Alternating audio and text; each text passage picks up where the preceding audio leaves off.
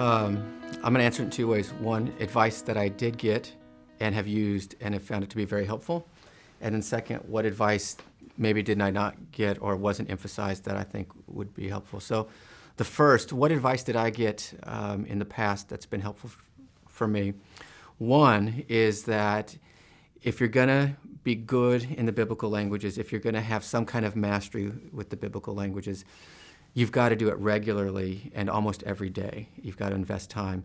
And I got advice from my college professor once that the best time to do it is early in the morning. You wake up before everyone else wakes up. No one will bother you. No one will call you. Even emails are down at that time, even though there wasn't email when I was doing this. And so you've got to carve out time that you can have every day so that you can get better in the biblical languages. If you don't use them, they will fall into disrepair. So you've got to figure out a way to use biblical languages every day.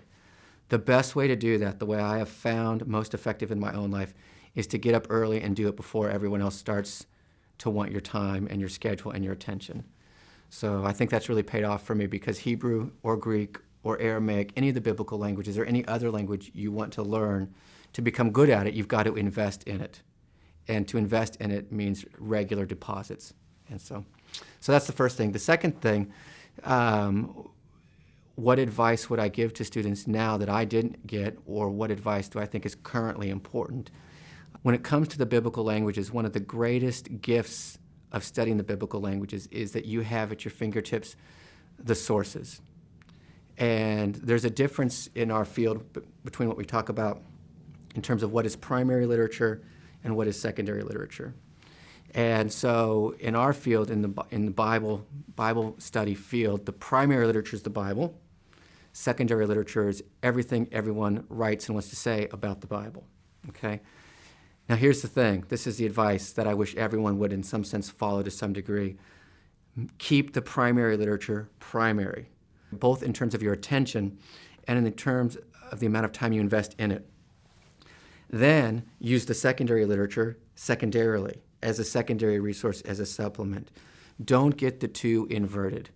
Don't let secondary literature impose a worldview on the primary literature that's not there.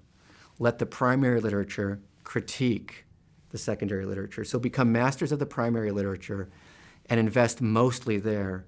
And that way, when you're engaging the secondary literature, you're not a slave to it, but you're in conversation and you're critiquing it. So you won't be held captive to everyone's ideas being tossed back and forth. You'll actually have the ability to interact at a more critical level because of mastery with the primary literature. So that's one thing. And so that's why I think original language studies are important. I think that's one of the reasons that studying grammars and having resources, grammatical resources, are important, because they allow you to have access to that primary literature and to be changed by it. And so I think that's also in terms of sanctification, a Christian sanctification. We frequently feel that perhaps we're more edified by devotional literature or literature talking about the Bible, but it's really the Bible that is the soil and the investment area for our sanctification. And so I think we can't confuse the two. One is fundamental, the other one is helpful. We've got to not reverse those two things.